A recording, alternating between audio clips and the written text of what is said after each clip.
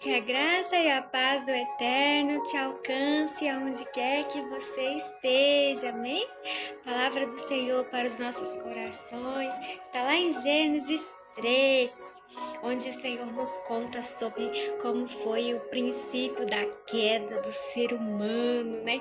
Lá no princípio, Adão e Eva viviam felizes da vida no céu, sem problemas, né? Não precisavam fazer nada, ficavam de boa lá, não tinham que fugir de animais, porque o ser humano e os animais tinham comunhão, né? Todos comiam só frutas e verduras, mato, né? Ervas, né, e do campo e tal, não tinha essa questão de animal carnívoro, né, e o ser humano também não era carnívoro lá no princípio, né, e então eles viviam de boa, bem tranquilinhos, despreocupados, né, e aí o Senhor dá uma orientação para eles, né, fala assim, olha, vocês podem comer do que vocês quiserem aqui, mas essa determinada árvore, né, esse determinado fruto, não coma, porque se vocês comerem, vocês morrerão. Ele estava falando ali não só de uma morte física, né? Mas porque nós éramos para ser eternos, mas uma morte espiritual, né? A vinda do pecado para as nossas vidas, para a terra, né? Onde tudo era perfeito, a terra era perfeita. Diz lá no capítulo 3, né? Que depois que foi ter ervas daninhas, né? Que foi ter espinhos, antes não tinha, era tudo perfeito, tudo muito lindo, muito bem preparado por Deus, com muito amor para nós, né? Mas aí a serpente chega lá na Eva e fala: Eva, como assim que vocês não podem comer desse fruto? Aí ela fala: não é que a gente não pode comer, é que se a gente comer, a gente vai morrer, né?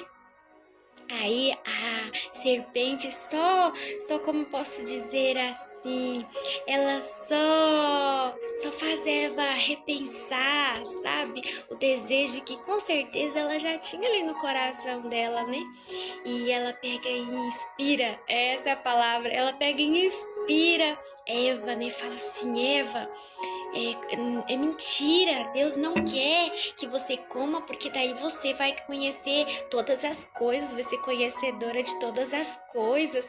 Inspirou ela a ser como Deus, né? Assim como a serpente, que na verdade a serpente ali era Satanás, né? Satanás lá no princípio, ele foi banido do céu por conta disso, porque ele queria ser igual, queria ser maior na verdade do que Deus, né? E aí inspirou a terça parte dos anjos a irem com ele, e daí impossível, né, de vencer Deus jamais, tanto é que a condenação dos demônios já está decretada, né? E eles pegam e são banidos lá do céu. E aí Deus cria o inferno para eles, né? Não criou para nós, criou para eles. E aí ele fica com raiva do ser humano, porque agora o ser humano é cuidado por Deus, né? É zelado por Deus e tal. Então ele fala, eu vou destruir, eu vou acabar com essa alegria dos humanos aí. Foi lá, inspirou a Eva.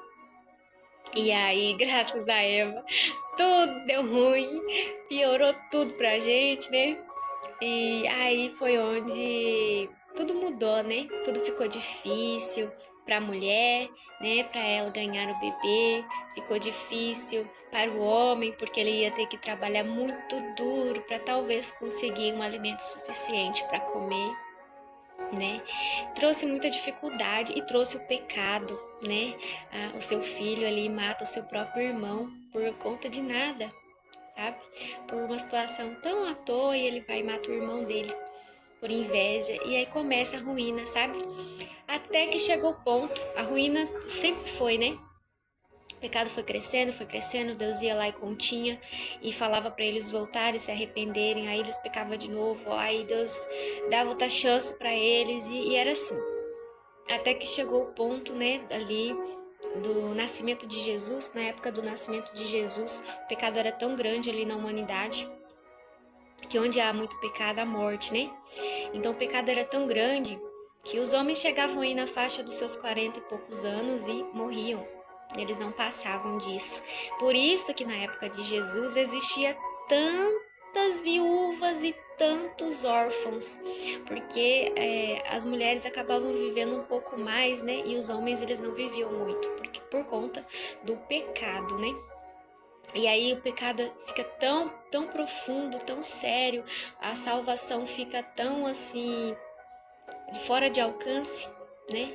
Que Deus manda o seu filho amado, Jesus, como um sacrifício, né? Para poder ali pagar os nossos pecados com a morte dele, né?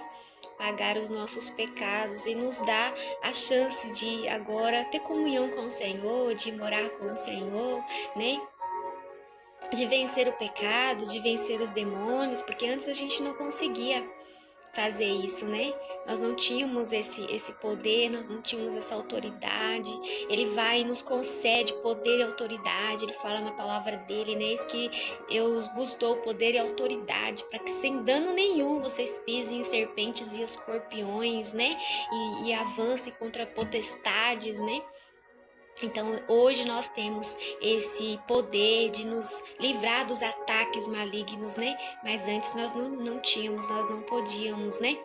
E também não tínhamos esse livre acesso, né? Então, o que o Senhor quer nos trazer hoje como mensagem é que nós não deixemos, né? Que o inimigo roube de nós a salvação adquirida por Jesus, né? E que ele não roube a salvação adquirida por Jesus e que ele nos concedeu ou que ele quer nos conceder, né? Quantos que ainda não conhecem esse plano de salvação ou ainda não aceitou ele como o Senhor da vida deles, né? E logo não estão dentro do plano de salvação. Amém, querido? Se você não aceitou Jesus como seu único e suficiente Salvador, a palavra do Senhor diz que você não é filho e que você não está dentro do plano de salvação. O Senhor fala assim que todo aquele que aceita Jesus, né, como seu único e suficiente Salvador e é batizado é salvo. Mas aquele que não aceita Jesus, ele não é salvo. Amém? Então o Senhor fala para nós que não deixemos que o inimigo roube essa salvação, que para nós é gratuita, nós não temos que pagar nada. Não temos que pagar ao Senhor, dar barras de ouro, não temos que nos cortar, não temos que sacrificar nossos filhos, não temos que fazer nada disso para adquirirmos a salvação que Jesus quer nos dar, que ele oferece para nós. Ele oferece essa salvação de graça, mas para Jesus não foi de graça.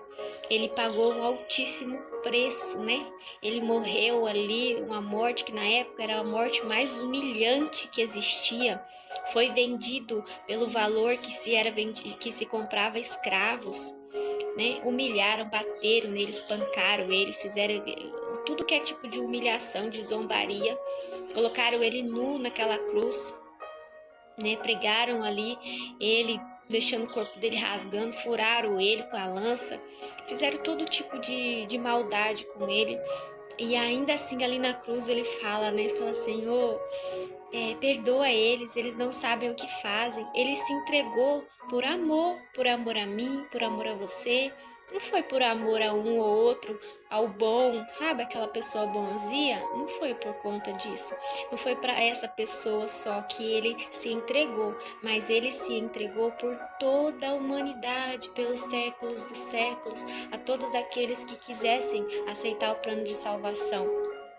Porém, querido, existe uma data marcada que só Deus sabe, né? E quando essa data se cumprir, ele vai voltar. E aí ele vai trazer apenas aqueles que entenderam o plano da salvação, aceitaram o plano da salvação e vivem de acordo com a palavra dele. Mas aquele que não é assim vai ficar, né? Vai ficar aqui padecendo, vai ficar sofrendo, sendo humilhado. O Espírito Santo vai se retirar de nós, das pessoas que ficarem, né? Vai se retirar e aí imagina o caos que vai se tornar, porque o Espírito Santo é quem convence o homem do pecado, da justiça e do juízo. Então imagina o caos que vai ficar sem ele, não é mesmo? Então que nós venhamos a refletir sobre essa palavra em nome de Jesus, amém? O Eterno te ama.